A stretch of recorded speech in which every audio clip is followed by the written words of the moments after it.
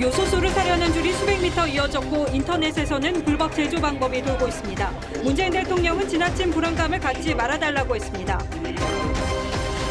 이재명 후보가 부인의 낙상 사고로 오늘 일정을 취소했습니다.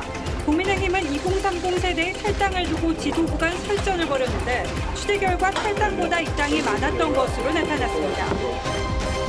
법무부가 정경심 전 교수의 자산관리인 김경록 씨가 검찰로부터 자백을 회유당했다는 진정을 접수하고 사건을 대검에 이첩했습니다. 코로나 위중증 환자가 425명으로 누적 집계됐습니다. 74일 만에 최다로 서울시 전담병원의 병상 가동률은 77%에 달하고 있습니다. 삼성과 SK가 민감한 정보를 최소화한 반도체 관련 자료를 미국에 제출했습니다. 추가 요청 가능성을 배제할 수는 없습니다. 2022 대선 내삼도 바뀐다. 오늘은 후보의 세금 정책을 가상인물에 적용해봤습니다. 이재명 후보는 국토보유세 신설을, 윤석열 후보는 종부세, 양도세 완화를 내걸었습니다. 이건희 미술관이 서울 송현동에 세워집니다. 인근의 국립현대미술관 등에 있어 협력하기 쉽다는 점도 높이 평가됐습니다.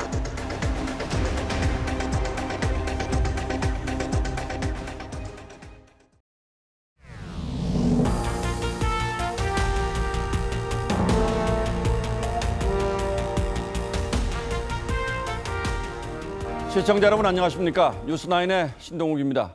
보통 사람들에겐 이름조차 생소했던 요소수가 대란이 되어 우리 생활을 압박해오고 있습니다. 기본적으로는 외국에서 다 사다 쓰는 문제가 불러온 소동이지만 상태를 여기까지 악화시킨 건 정부의 무능에 있다고 지적하지 않을 수 없습니다. 뒤늦게 정부가 대책 마련에 나서긴 했지만 상황은 하루하루가 더 심각해지고 있습니다.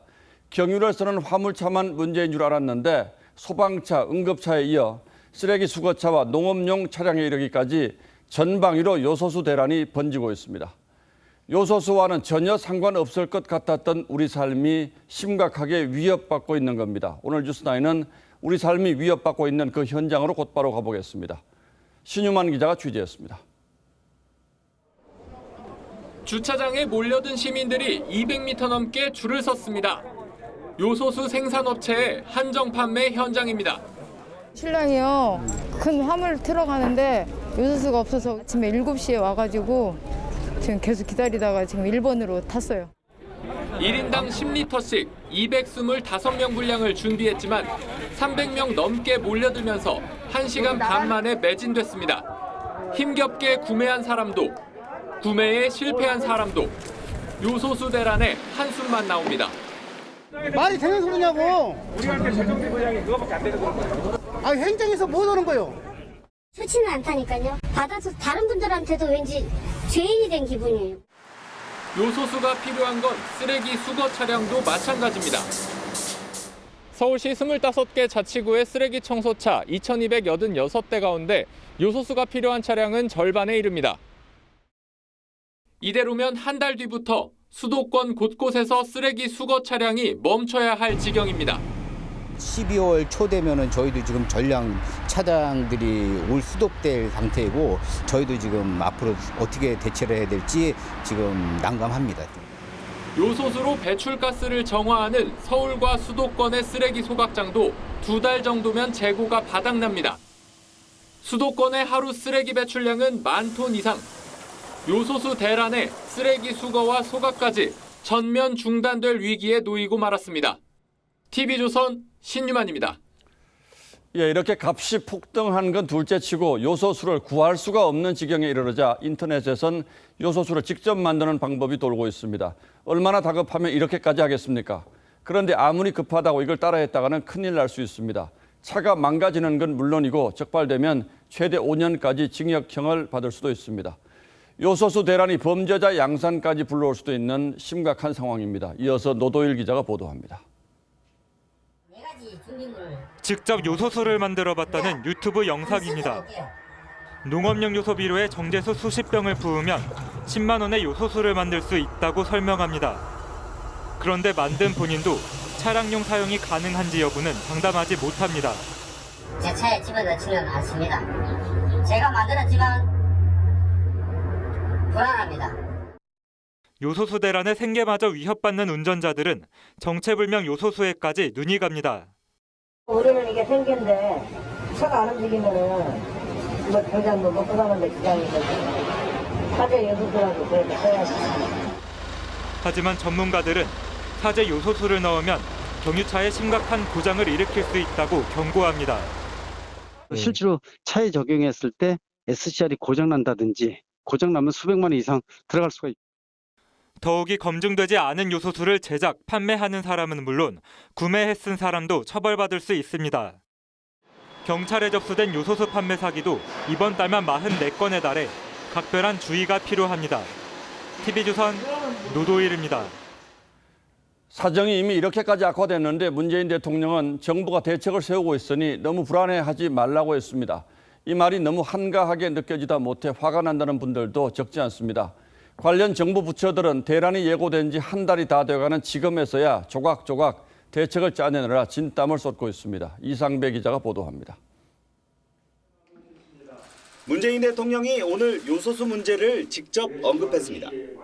정부는 외교 역량을 총동원해 해외 물량 확보에 총력을 기울이고 있습니다.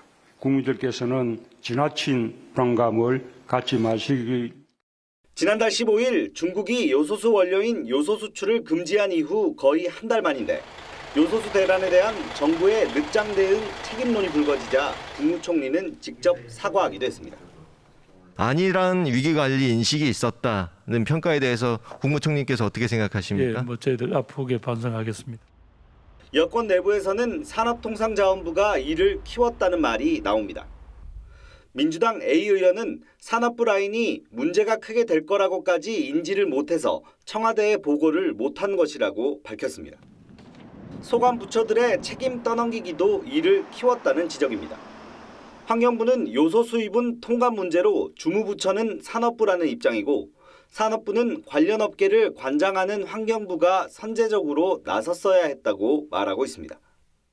각 부처가 문제 해결보다는 책임 떠넘기기에 급급하다 보니 대책도 미봉책이라는 비판이 나옵니다. 찔끔찔끔 못 모으는 것밖에 없고 그거까지는 문제 해결이 될 수가 없는 거 아니겠습니까?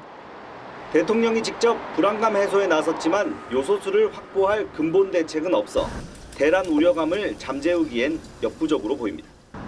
TV조선 이상매입니다.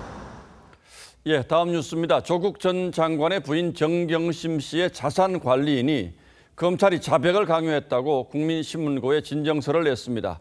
이에 따라 법무부가 직접 당시 검찰 수사팀을 감찰하려고 시도했는데 검찰 쪽에서 규정 위반이라고 반발하는 바람에 이 건을 대검으로 이첩했다고 합니다. 검찰 내부에선 법무부가 조국 사건 수사 과정에 정당성을 뒤집으려고 하는 것 아니냐는 문제 제기가 나오고 있습니다. 그 구체적인 내용은 최민식 기자가 보도합니다.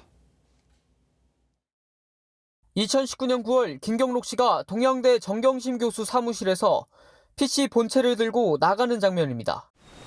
김 씨는 정 씨의 지시로 자녀 입시 비리 사건 관련 PC를 반출한 혐의 등으로 7월 징역 8개월에 집행유예 2년이 확정됐습니다. 한 달 뒤 김 씨는 국민신문고에 진정을 제출했습니다.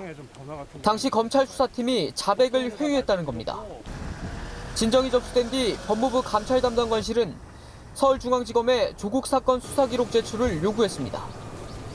하지만 중앙지검 측에서 규정 위반이라 반발하자 법무부는 이 진정권을 대검찰청으로 넘겼습니다. 법무부 감찰 규정에는 검찰의 자체 감찰이 선행되지 않으면 법무부는 검찰청 소속 공무원을 감찰할 수 없게 돼 있습니다. 검찰 안팎에선 법무부가 조국 사건 수사팀에 대해 표적 감찰을 하려 했던 게 아니냐는 지적이 나왔습니다. 당시 수사를 지휘한 한동훈 검사장은 범죄자가 권력 갖자고 수사팀을 감찰하는 끔찍한 선례를 남겼다고 비판했습니다. 한편 대검 지시로 윤석열 국민의힘 대선 후보의 장모 최모 씨가 위증을 했다는 의혹을 재수사한 검찰은 또다시 무혐의 결론을 내렸습니다. 중앙지검은 최 씨가 과거 재판에서 동업자 정모 씨를 모함하는 거짓 증언을 했다고 보기 어렵다고 판단했습니다. TV조선 최민식입니다. 관련한 논란이 또 있습니다. 대검 감찰부가 윤석열 총장 당시에 대변인이 쓰기도 했던 공용 휴대폰을 압수해서 분석한 것과 관련해서 출입기자단이 취재 행위에 대한 심각한 위협이라고 반발하고 있습니다. 기자들은 하청 감찰, 언론 검열 논란에 논란에 대한 해명을 김호수 총장에게 요구했는데 김 총장은 해명은 하지 않고 도리어 목소리를 높였습니다. 이 과정에서 심각한 마찰이 빚어졌습니다. 주원진 기자가 취재했습니다. 김호수 검찰총장은 오후 3시 40분쯤 대검찰청 청사 8층에서 출입기자단과 대치했습니다. 기자단은 사흘째 김 총장에게 소위 하청감찰과 언론사찰 의혹 해명을 요구했지만 답을 받지 못한 상황이었습니다. 기자단은 김 총장을 직접 만나 대검 감찰부가 기자들과 소통하는 대변인 공용폰을 압수수색한 것에 대해 해명해달라고 다시 한번 요구했습니다. 김 총장은 이에 대해 대검 감찰부 일에는 관여하지 않는다며 제가 이런 대접을 받아야 하냐고 답했습니다. 김 총장은 또 전국 검사장들 교육을 위해 이동해야 한다며 기자단을 밀치면서 기자들이 총장을 겁박해 공무 수행을 못한다고 주장했습니다. 기자단은 추후에 언제 해명을 할지 약속을 해달라고 요청했지만 김 총장은 그대로 자리를 떴습니다. 앞서 대검감찰부는 윤석열 국민의힘 대선 후보의 고발 사주 의혹 등을 조사한다며 전현직 대변인의 휴대전화를 임의 제출 형식으로 압수했습니다. 게다가 공수처가 대검 압수수색을 통해 해당 자료를 가져가면서 하청감찰과 언론사찰 논란이 벌어졌습니다. TV조선 주원진입니다. 예, 이렇게 검찰과 공수처가 윤석열 후보에 대한 전방위 압박에 나선 상황에서 오늘 열린 국회 법사위는 후보들의 대리전을 방불케 했습니다. 야당은 대검과 공수처가 윤석열 죽이기에 한몸이 됐다고 비판하면서 박범계 법무장관과 설전을 벌였고, 여당은 윤석열 검찰이 특활비를 정치 자금으로 썼을 것이라고 주장해 공방이 벌어졌습니다. 보도에 김도형 기자입니다. 대검 감찰부가 윤석열 총장 시절 대변인 휴대전화를 변호사 입회 없이 포렌식하고 공수처가 그 결과를 압수수색한 데 대해 국민의힘은 여당과 법무부, 공수처가 함께 윤석열 죽이기에 나섰다고 비판했습니다. 여당 쪽에서 내부 정보를 이용해서 의혹 제기를 하면요, 법무부 장관님 나오셔서 항상 적극 발언하시고요. 그러자 박범계 법무부 장관이 발끈합니다. 선거 개입을 하겠다는 그런 취지의 지금 발언을 하셨습니다. 책임질 수 있으세요? 착각을 하십니까? 제가 공작을 하고 있다고 생각하십니까? 야당은 공수처가 예산 사용 내역을 제출하지 않는 게 윤 후보를 수사하는 데 다 썼기 때문이냐고 따져 물었고, 선거를 앞두니까 더 불나방처럼 달라들고 있어요, 지금. 예산 심의권을 활용해서 공수처를 수사기관을 압박해서 그 수사를 못하게 하려고 하는 거 아니냐. 여당은 윤석열 검찰이 특활비를 정치 자금으로 썼을 수 있다고 주장해 또다시 고성이 오갔습니다. 고발사주하면서 기자들에게 술을 사줬는지 아니면 국민의힘에다가 갖다 줬는지 파토를 내서 그만하자는 겁니까? 술 먹고 할 수 있는 얘기하고 여기서 국회에서 정식으로 기관장들하고 대화할 수 있는 이야기는 아니잖아요. 이런 가운데 박 장관은 이재명 후보의 선거법 위반 무죄 판결에 결정적 역할을 한 권순일 전 대법관의 대장동 50억 클럽 관련 수사를 진행하고 있다고 밝혔습니다. TV조선 김도영입니다. 잠시 뒤 자세히 전하겠습니다만 민주당 이재명 후보는 부인이 오늘 새벽 낙상 사고를 당하는 바람에 하루 일정을 모두 취소했습니다. 그런데 선대위 단체 대화방에 올린 추천글이 논란을 불렀습니다. 내용 가운데는 2030 세대 남성들을 폄훼하는 듯한 대목도 있고 조국 사태와 관련해서 차라리 잘못이 없다고 버티는 것이 나았을 거란 분석도 포함되어 있습니다. 이 후보 본인 글은 아니라고 합니다만 선대위에 읽어보라고 권고한 것 자체로도 논란이 적지 않을 듯합니다. 최지원 기자가 그 내용을 자세히 읽어봤습니다. 이재명 후보는 한 친여 성향 커뮤니티에 올라온 2030 남자에 대한 분석 게시물을 당 선대위원회 의원들에게 공유했습니다. 해당 글은 2030 남성에 대해 한국 근현대사에 대한 이해가 부족한 편이라고 규정했고, 조국 사태에 대해선 언론에 우편향된 프레임 전쟁에서 패배했다며 차라리 조 전 장관이 잘못이 없다고 했다면 양상이 달랐을 것이라고 진단했습니다.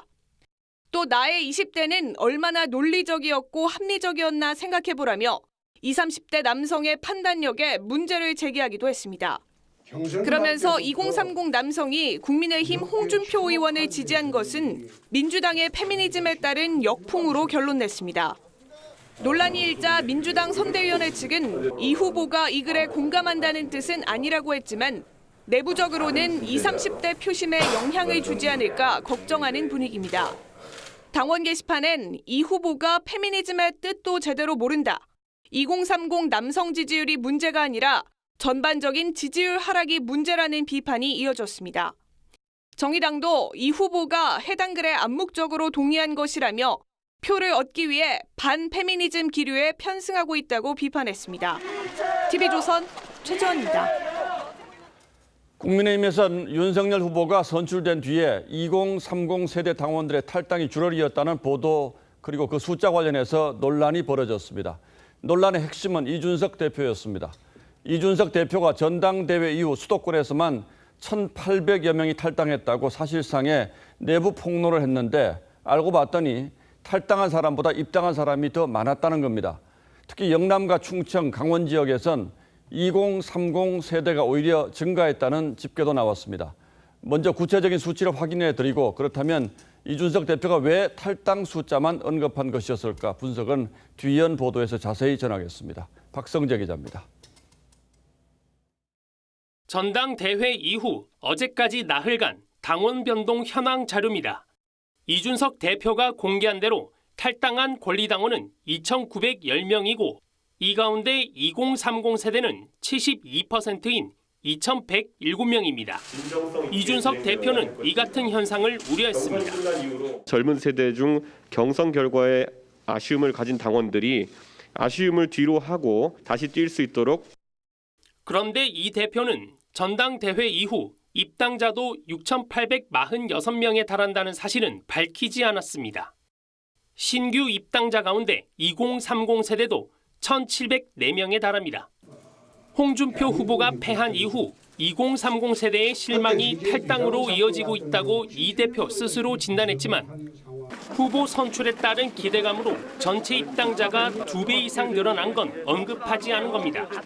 특히 대구와 충남은 2030 입당자가 탈당자보다 10배 넘게 많았고 강원과 충북, 경남북, 제주 등도 신규 입당이 1.5배에서 3.6배가량 많았습니다.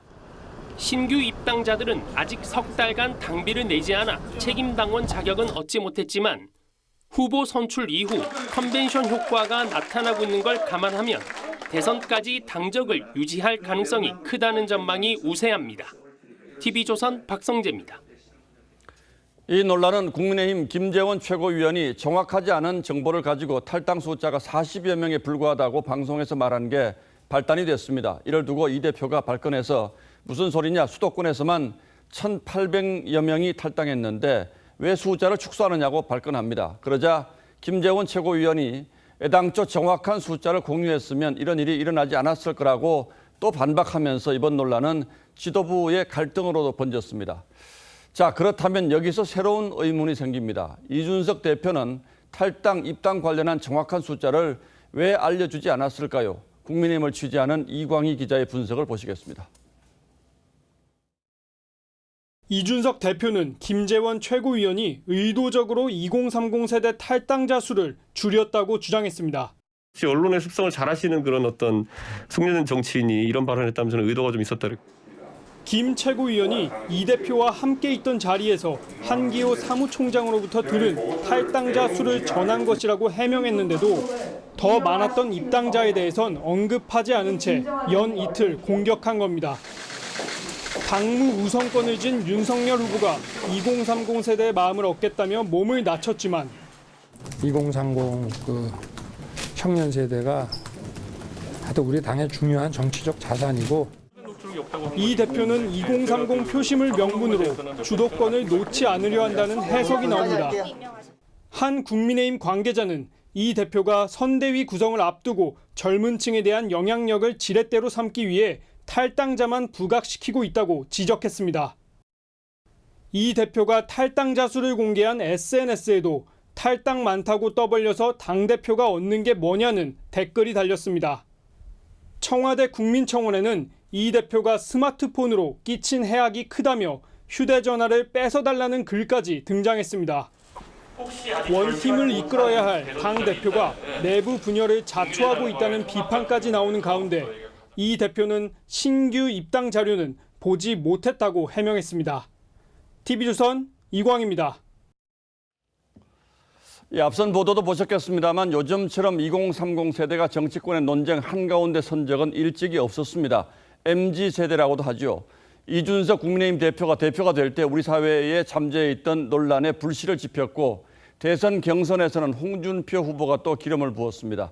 여도 야도 없다는 2030 세대의 마음이 어디로 향할지에 따라서 이번 대선이 판가름 날 거란 분석도 있어서 그 파급력이 어디까지 미칠지 따져보겠습니다. 자, 최원희 기자, 지금 2030 세대라고 불리는 사람들은 유권자는 몇 명이나 됩니까? 네, 지난해 총선 기준 2030 유권자는 약 1,379만 명입니다. 총 선거인 수의 약 31%를 차지하고 있습니다. 예, 상당한 비율인데 최근 선거에서 그만큼 영향력도 컸죠. 네, 19대 대선 때 지상파 3사 출구조사를 보면 문재인 대통령이 홍준표 후보를 20대에서 47.6%대 8.2%, 30대에서 56.9%대 8.6%로 압도했습니다.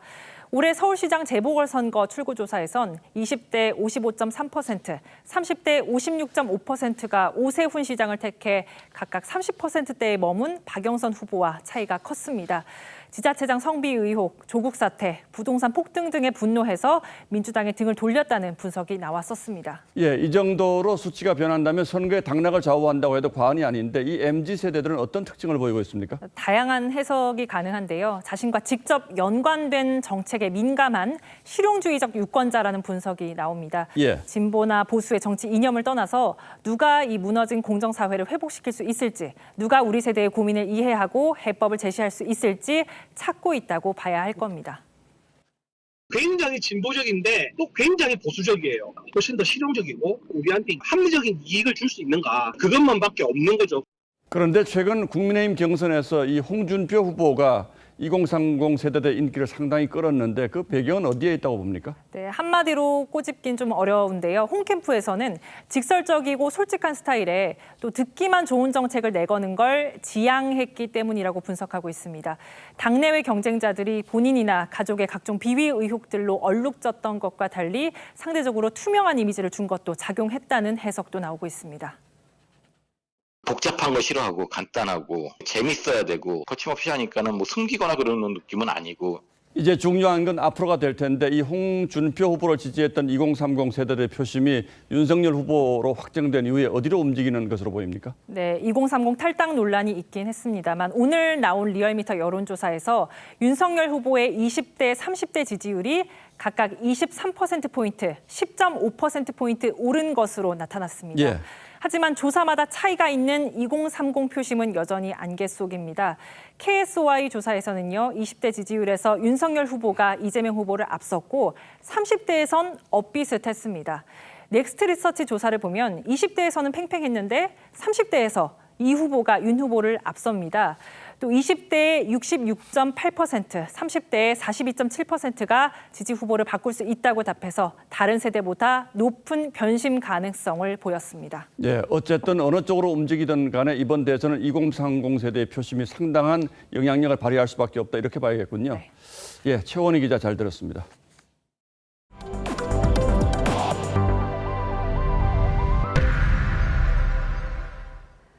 코로나 하루 확진자가 이틀째 1,700명대에 머물고 있지만 그 내용을 들여다보면 상황은 심각합니다. 이 사망 위험이 높은 위중증 환자 때문입니다. 그 규모가 역대 세 번째로 많은 425명으로 누적 집계됐고 병상 가동률은 비상 상황에 근접해 가고 있습니다. 박상준 기자가 보도합니다. 지난 일주일 새 약 60명의 확진자를 낸 서울의 요양병원입니다. 위드 코로나가 됐지만 고령층 주민들은 불안합니다. 동네 지나가다 보니까 여기 요양병원에서 많이 나왔다 그래서 너무 놀랐어요. 위드 코로나가 풀린다고 해도 당분간은 못 다닐 것 같아요. 그냥 조심스러워서. 고령층이 대다수인 위중증 환자가 최근 증가세를 보이면서 오늘은 425명까지 치솟았습니다. 지난 8월 27일 이후 74일 만에 가장 많고 역대 세 번째로 많은 위중증 환자입니다. 문제는 병상 수입니다.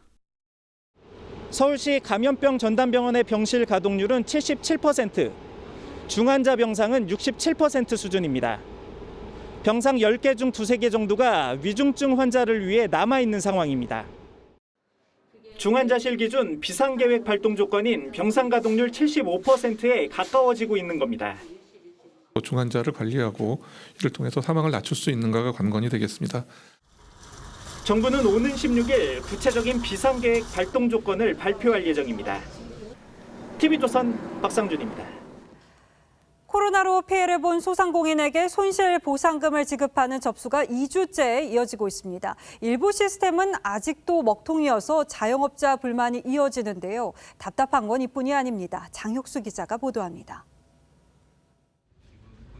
5년째 PC방을 운영 중인 최완순 씨는 손실보상금 신청 2주째인 오늘도 온라인 접수를 못했습니다. 화면이 넘어가지가 않아요. 계속. 그래서 다시 하고 하는 것을 한 3시간 정도? 계좌번호 등 핵심 정보를 입력하지 못해 구청을 찾아 접수를 마치려 했지만 구청 측은 온라인 문제는 할 수 있는 게 없다며 중소벤처기업부로 책임을 미뤘습니다. 하지만 중기부는 드문 사례일 뿐이라는 입장.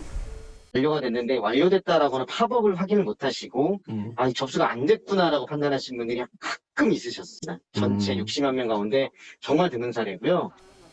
2019년에 비해 매출이 줄어야 지급하는 손실보상금 기준도 현실과 동떨어졌다는 지적이 나옵니다. 2020년은 19년은 휴업을 했었고 2020년은 어쨌든 뭘 팔든 매출이 일어났잖아요. 전문가들은 정부가 예외 사례에 탄력적으로 대응할 필요가 있다고 지적합니다. 정상적으로 영업했었을 금액을 준용을 해서 적용을 해줄 수도 있는 거잖아요. 너무 경직적으로 7, 8, 9월 아니면 안 된다 이렇게 하면 안 된다는 거죠. 정부가 오늘까지 지급한 손실보상금은 1조 4천억 원으로 전체 손실보상금 지급 예산의 78%가 나갔습니다.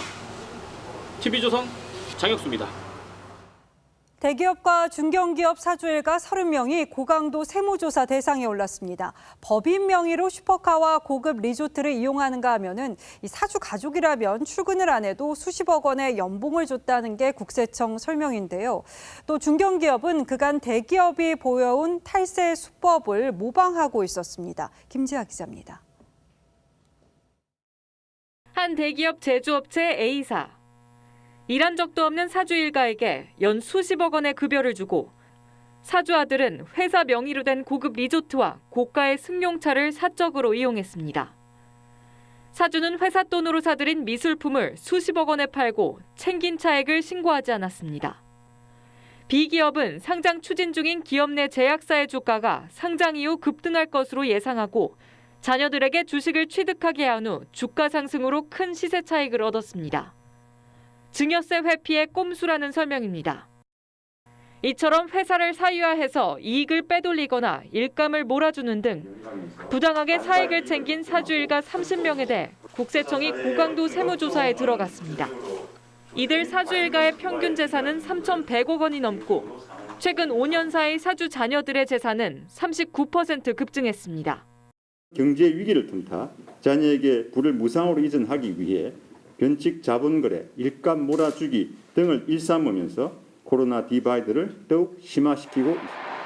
국세청은 증빙 자료를 조작하거나 차명 계좌를 사용하는 등 고의적인 세금 포탈이 확인될 경우 수사 당국에 고발할 방침입니다. TV조선 김지아입니다. 지난 9월 미국이 반도체 부족 사태를 이유로 글로벌 반도체 업체들에게 영업자료 제출을 요구했었죠. 기업들로서는 기밀 정보 제출로 여겨졌었고 삼성전자와 SK하이닉스는 어느 선까지 내야 하나 고민이 컸는데 결국 고객사가 어디인지 등 민감한 부분을 제외하고 제출했습니다. 다만 미국이 추가 자료를 요구할 가능성은 여전합니다. 박상영 기자입니다. 지난 4월 웨이퍼를 들며 미국이 반도체 공급망의 중심이 되겠다고 밝힌 바이든 대통령. Chips like the one I have here, these chips, these wafers, are batteries, broadband, it's all infrastructure. This is infrastructure. 미 상무부는 반도체 부족 해결을 이유로 전 세계 반도체 기업들에게 재고량과 고객사 정보 등의 자료를 설문 형식으로 요구했습니다. 시한 마감인 오늘 67개 기업과 단체가 설문에 응했습니다. 국내 삼성전자와 SK하이닉스도 자료를 제출했지만 민감한 정보는 제외했습니다. 삼성은 고객사와 재고량 등 기밀 사항을 제외했고 SK도 민감한 내용은 빼고 재고량도 산업별 현황 자료로 폭넓게 제출한 것으로 알려졌습니다. 대만 TSMC 등 다수의 기업들도 민감한 정보는 빼고 대부분 비공개로 제출했습니다. 미국의 추가 요청 가능성은 여전합니다. 지나 러먼도 미 상무장관도 제출한 자료가 충분하지 않으면 추가 조치가 필요할 수도 있다고 말했습니다. 의미 있는 어떤 정보들의 그림이 있으면 같이 공유해가면서 협력도 하고 또 경쟁도 하고 이런 구도를 미국답게 하는 게 문승욱 산업부 장관은 내일 러먼도 장관과 반도체 공급 방안에 대한 논의를 이어갈 예정입니다. TV조선 박상현입니다. 아파트값은 치솟고 대출길은 막히자 규제가 느슨한 오피스텔로 수요가 몰렸고 이 잔여 물량에는 밤샘 장사질이 이어지기도 했죠. 이 실수요자의 투기 광풍까지 빚어지면서 나타난 현상인데 이런 풍선 효과에 놀란 정부가 오피스텔에 대해서도 규제 카드를 꺼낼지 고민에 빠졌습니다. 이뮤진 기자가 전해드립니다. 1398대 1, 1312대 1. 이달 초 잇따라 분양한 오피스텔 청약 경쟁률입니다. 이 오피스텔은 모두 100실 미만. 아파트에 대한 규제가 강화되자 분양권 거래가 자유로운 오피스텔로 뜨거운 수요가 몰아친 겁니다. 2천, 3천도 얘기하는 거 없고 3천까지는 거래가 됐다고 젊은 사람들이 그냥 로또 보고 하듯이 한 것 같아요. 수도권 상위 20%의 평균 아파트 값은 대출 금지선인 15억 원을 넘어섰습니다. 가격은 급등하는데 대출은 막혀가는 아파트와 달리 오피스텔은 가격의 70%까지 대출이 가능해 무주택 실수요에 투기 수요까지 몰려드는 겁니다. 당혹스러운 정부가 오피스텔 규제 카드까지 검토한다는 관측이 나옵니다. 단타 수요를 잡기 위해 오피스텔 전매 제한 기준을 강화할 거란 겁니다. 하지만 이럴 경우 정책이 또 흔들리고 공급 타격을 초래할 거란 비판이 나오게 됩니다. 그동안 정부는 주거 공급 확대를 위해 오피스텔 규제를 완화해왔기 때문입니다. 사회적으로 어떤 요구나 합의가 형성이 되는지 또 지켜봐야 되고 단순히 오피스텔뿐만 아니라 국가정책 전반적으로 보조를 맞춰가면서 해야 되기 때문에 적기에 주택 공급을 놓친 첩첩 규제가 풍선 효과를 불러오면서 부동산 정책의 방향까지 꼬여가고 있습니다. TV조선 임유진입니다. 이 화재 현장에 가보면 탈진 직전의 소방관들이 한쪽에 주저앉아 있는 모습을 어렵지 않게 볼 수 있는데요. 미국 등에서는 이런 소방관들을 위한 다양한 형태의 회복 지원 시설이 현장에서 운영되고 있고 우리에게도 회복 지원차라고 해서 응급처치를 하고 휴식을 취할 수 있는 차량이 있습니다. 하지만 우리나라의 이 회복 지원차는 8대뿐입니다. 오늘 포커스는 쉴 곳 없는 소방관에 맞췄습니다. 수백억 원의 피해를 낸 경기도 군포의 물류센터 화재. 길가에 나온 소방관이 헬멧을 벗고 가쁜 숨을 몰아쉽니다. 동료 소방관도 바닥에 장비를 내려놓죠. 길어지는 진화 작업에 휴식을 취해야 하지만 마땅히 갈 곳이 없기 때문입니다. 자리가 없으면은 공터 같은 데 앉아서 쉴 때도 있고 밖에서 쉬면 좀 아무래도 눈치도 보이고 이제 보는 사람도 있는데 화재 진압에서 중요한 건 소방관의 작업 능률. 대형 화재의 경우 진압에만 몇 시간에서 며칠이 걸리기 때문에 소방관들이 번갈아 쉴 수 있는 장소가 필요합니다. 특히 간이 침대와 세면대, 산소 공급 장비 등을 갖춘 회복 지원차는 필수입니다. 응급처치라든지 직원들이 부상을 입었을 때도 그 회복차에서 처치를 할 수 있고 산소를 준다든지 그런 거. 하지만 전국에 있는 회복 지원차는 모두 8대. 공단이 많은 울산이나 산불이 잦은 강원도에도 회복 지원차는 없습니다. 소방관들은 버스를 개조해 쓰고 있지만 냉방이나 난방조차 되지 않는 경우가 많죠. 이동용 버스는 이렇게 발을 뻗을 수 없을 정도로 비좁아 휴식이나 회복 기능을 하기 어렵습니다. 이 때문에 제대로 된 처치는커녕 열기조차 시키지 못하고 현장에서 탈진하는 소방관도 많습니다. 불 끄는데 꼭 필요한 장비를 봐줘야 되는데 그렇지 않고 소방관들의 어떤 복지라든가 처우 장비로다가 보고 있기 때문에 예산에서 뒤로 밀리고. 회복 지원차 예산은 올해 소방청 자체 예산에도 포함되지 못한 상황.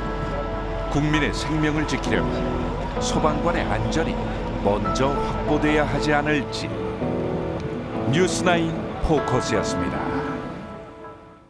11년 전 북한에 복침된 천안함이 신형 호위함으로 부활했습니다. 하지만 최원일 전 천안함 함장과 생존 병사 전원은 이 행사에 참석하지 않았습니다. 그 이유는 고민성 기자가 전하겠습니다.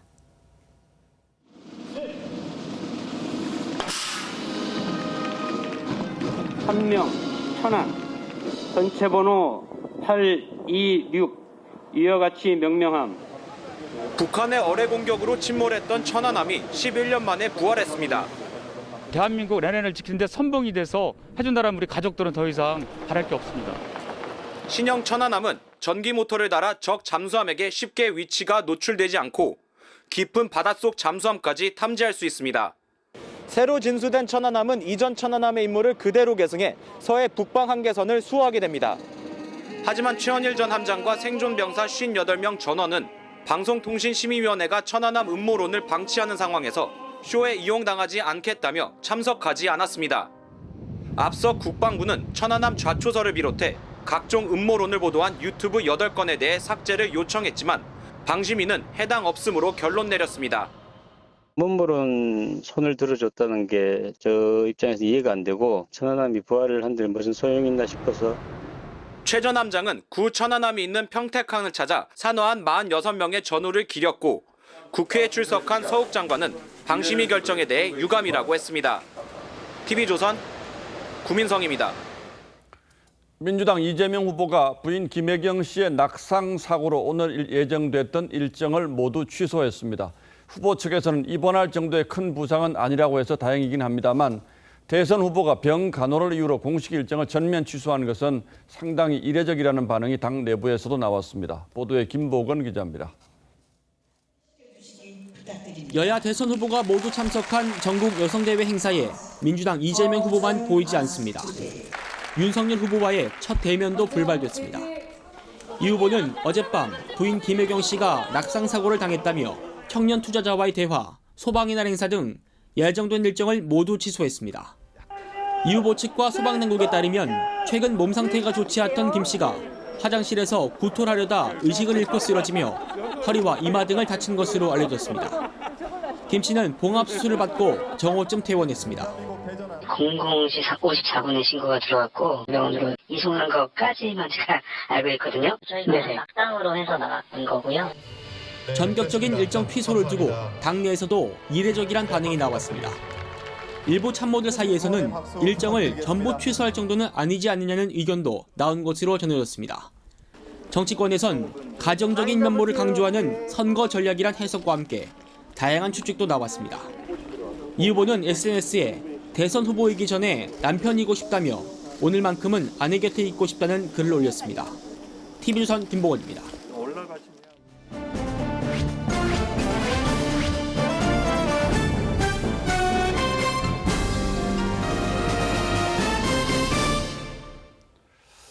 주요 후보들의 공약이 대선 이후 우리 삶을 어떻게 바꿀지 가늠해보는 순서입니다. 오늘은 국민 전체가 민감하게 바라보는 세금 이슈를 다뤄보겠습니다. 주요 후보들은 아직 구체적인 세제 공약을 내놓지는 않고 있습니다만 이재명 후보는 기본소득 재원 마련을 위한 부동산 증세를, 윤 후보는 부동산 급등으로 오른 세금을 조정해야 한다고 주장하고 있습니다. 황정민 기자가 좀 더 구체적으로 따져봐 드리겠습니다.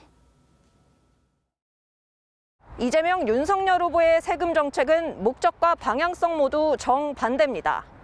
이 후보는 국토보유세를 신설한다는 구상이고 윤 후보는 종부세 양도세 완화를 공약했습니다. 국토보유세를 도입하면 투기 수요를 억제하는 한편 기본소득 재원으로 활용해 대다수 국민에게 혜택을 줄 수 있다는 게 이 후보 생각입니다. 공시가 7억 원짜리 1주택 보유자 박민주 씨. 올해 재산세로 180만 원만 냈는데 국토세가 도입되면 수십만 원을 더 낼 수 있습니다. 다만 연간 30만 원씩 기본소득을 받으면 박민주 씨를 비롯한 국민 10명 중 9명은 돌려받는 돈이 더 많다는 게 이 후보의 구상입니다. 경제 활성화를 위해서 세수 전액이 지역화폐 기본소득으로 지급되는 국토보유세를 도입하겠습니다. 윤 후보는 부동산 시장을 왜곡하는 과도한 세부담을 완화해 시장에 매물이 나올 수 있게 해야 한다고 합니다. 양도세율은 문재인 정부 이전 수준으로 낮추고 종부세는 전면 재검토를 공약했습니다. 2주택자 최국민 씨. 2017년 초 11억 원에 샀던 강남 음마 아파트를 현재 23억 원에 판다면 65% 중과세율을 적용받아 6억 8,500만 원을 내야 합니다. 하지만 과거 세율로 돌아가면 1억 원 넘게 양도세 부담이 줄어듭니다. 원활한 주거 이동을 보장하는 한편 보유세 부담을 줄이고 양도소득세 세율을 인하하는 국토세 신설은 대규모 토지를 쓰는 법인과 농민 등의 애꿎은 세부담을 늘릴 수 있고 양도세와나 종부세 폐지 등은 부자 감세 논란이 예상됩니다. 납세자의 법적 안정성과 예측 가능성을 크게 해치기 때문에 결과적으로 국민들에게 상당한 그 부담을 안길 것.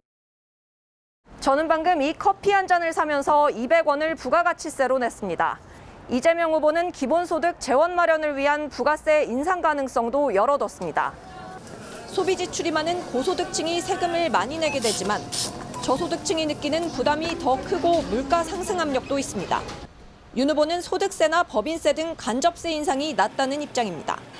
TV조선 황정민입니다. 멸종위기 야생동물 벌매가 인천 소청도를 거쳐서 이동하는 모습이 포착됐습니다. 무려 8,000마리로 역대 최다 관측인데요. 이 벌매가 대거 나타난 이유가 뭔지 서영일 기자가 전하겠습니다. 철새들이 따뜻한 남쪽으로 가기 전 쉬어가는 섬 인천 소청도. 벌매가 유유히 날개를 펼칩니다. 생태계 최상위 포식자라 불리는 맹금류지만 날개짓만큼은 우아한 품사위를 연상케 합니다. 이렇게 올해 9월과 10월 소청도를 거쳐간 벌매는 8,497마리. 지난해보다 9배나 많고 관측 이후 가장 많은 숫자입니다. 일단 개체수가 증가를 했다는 거는 번식 상황이 아마 좋았지 않았겠나. 또 소청도 인근에선 벌매가 높이 비행하기 좋은 상승 기류가 형성됐기 때문이란 분석도 나옵니다. 몸 길이 60cm인 벌매는 멸종위기 2급으로 주로 벌을 먹는 육식 조류입니다. 소청도에선 벌매 외에 멸종위기 1급 매와 2급 새오리기 등 맹금류 총 18종 15,545마리도 포착됐습니다. 센터는 이번 연구 결과가 멸종위기에 처한 맹금류 보전에 기여하길 바란다고 말했습니다. TV조선 서영일입니다. 이건희 미술관의 서울 송현동 건립이 확정됐습니다. 인근에 국립현대미술관 등이 있고 지리적으로 관람객의 접근성이 좋다는 것도 높게 평가됐습니다. 임서인 기자입니다. 고 이건희 전 삼성 회장 유족이 기증한 문화재와 미술품을 한 곳에 전시하는 이건희 기증관 부지가 서울 종로구 송현동으로 결론났습니다. 문화체육관광부는 송현동 48-9번지 일대를 기증관 건립 부지로 심의 의결했다고 밝혔습니다. 지난 7월 서울 용산과 송현동 부지 두 곳을 놓고 연구 용역을 진행한 결과 송현동이 더 높은 점수를 받았습니다. 장소성, 문화예술 연계성, 접근성 등 6개 기준에 걸쳐 평가한 결과입니다. 인근에 국립현대미술관 등이 있어 전문성과 역량을 갖춘 인력과 협력하기 쉽다는 점도 높이 평가됐습니다. 또 도보 10분 거리 내 20여 개 박물관 미술관이 밀집해 있고 경복궁 북촌 한옥마을, 인사동과 가까워 국내외 방문객 유입 효과도 클 것으로 내다봤습니다. 연면적 3만 제곱미터 규모로 건립할 계획이며 예비 타당성 조사와 국제 설계 공모 절차를 거쳐 2027년 개관을 목표로 하고 있습니다. 또 의견 수렴을 통해 박물관 명칭도 더 확장성 있는 이름으로 바꿀 예정입니다. 문화체육관광부와 서울시는 내일 서울공예박물관에서 업무 협약을 체결하고 기증관 건립을 공식 발표합니다. TV조선 임서인입니다. 네, 지금 프로야구 삼성과 두산의 플레이오프 1차전이 열리고 있습니다. 대구에서 열리는 첫 가을 야구의 열기가 대단하다고 하는데요. 취재기자 연결합니다. 이다솜 기자 전해주시죠. 네, 개장 후 첫 가을 잔치를 치르게 된 삼성 라이온즈 파크엔 2만 2천 명이 넘는 관중이 모였습니다. 이 삼성으로선 2015년 이후 6년 만에 가을 야구다 보니 삼성 팬들의 열기가 대단했는데요. 1회부터 홈팬들의 기대에 부응했습니다. 상대는 삼성 킬러 최원준이었지만 삼성은 1회 부자욱이 우중간을 가르는 2루타로 선제 득점에 성공했고 후속 타자 피렐라도 담장을 때리는 1타점 2루타를 치며 기선 제압에 성공했습니다. 하지만 두산의 저력은 역시 만만치 않았습니다. 이어지는 2회 초 1사 만루 기회에서 강승호의 2타점 적시타가 터지며 곧바로 2대2 동점을 만들었습니다. 이후 삼성 3루수 이원석의 실책을 틈타 두산은 3대2 역전에 성공했습니다. 이 두산 선발 최원준이 4.1이닝 2실점, 삼성 선발 뷰캐넌이 7이닝 3실점으로 자신들의 역할을 마쳤는데요. 현재 9회가 진행 중으로 두산은 9회 박세혁이 삼성 오승환을 상대로 솔로 홈런을 때리는 등 6대3으로 앞서고 있습니다. 이번 플레이오프는 3전 2선 승제입니다. 대부분이 5전 3선 승제였던 역대 플레이오프에서는 1차전 승리팀의 81.8%가 한국 시리즈에 진출했습니다. 지금까지 TV조선 이다솜입니다.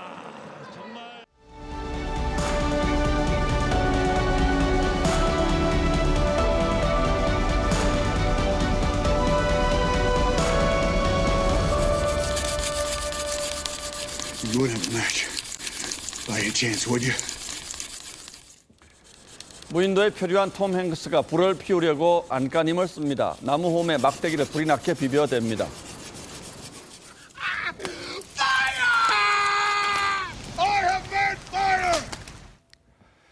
부싯돌을 부딪히던 성냥을 걷듯 불이 나게 하려면 손을 매우 재빠르게 움직여야 합니다. 그 불이 나게가 바뀐 말이 아주 급하게 서두르는 불이 나게죠. 불현듯 또 불을 켜는 데서 나온 순 우리말입니다. 켜다의 옛말 혀다가 살아남아서 갑자기 불을 켠 듯 느닷없는 생각과 행동을 가리킵니다.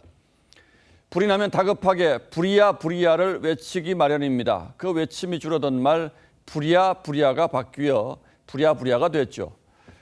불난 지가 언젠데 손 놓고 있다가 뒤늦게 허겁지겁 허둥지둥 불이 나게 부랴부랴 부산을 떨면 그 불이 잘 잡힐까요?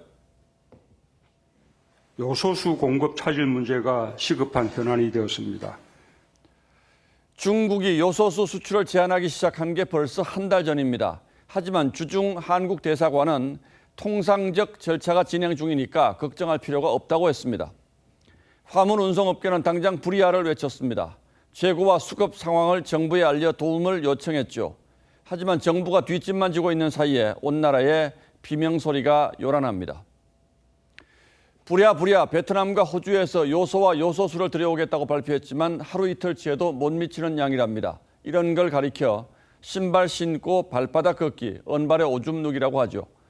그런데 어제 청와대 관계자는 처음엔 비료 문제점으로 생각해 이렇게 크게 될지 몰랐다고 했습니다.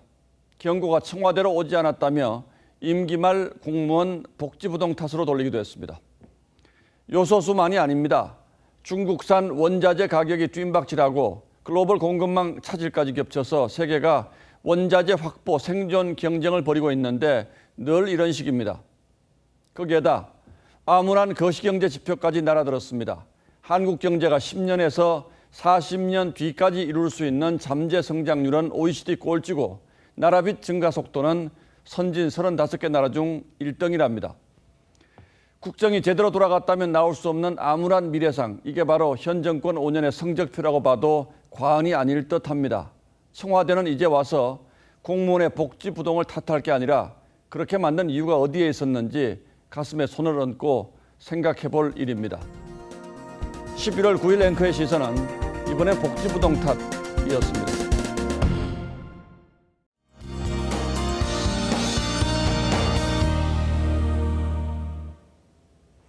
때이른 추위 속에 산지 곳곳으로는 첫눈이 내린 곳이 많습니다. 오늘 덕유산의 모습인데요. 빨갛게 물들었던 단풍잎이 오늘은 하얀 눈으로 뒤덮였습니다.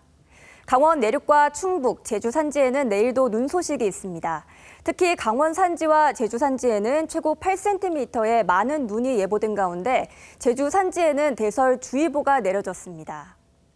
서울을 제외한 대부분 지역에서는 비가 추적추적 오다 그치다 하겠습니다. 눈길과 빗길 속에 교통사고가 속출하고 있는데요. 차간거리 넉넉하게 두시고 서행 운전하셔야겠습니다. 날은 오늘보다 좀 더 춥겠습니다. 내일 아침 기온은 서울이 1도, 안동이 3도까지 떨어지겠고요. 바람이 강하게 불어 체감 온도는 더 낮겠습니다. 당분간 추운 날씨는 계속되겠고 모레까지 비가 오는 곳이 많겠습니다. 날씨였습니다. 11월 9일 화요일 뉴스9은 여기서 모두 마치겠습니다. 시청해주신 여러분 고맙습니다.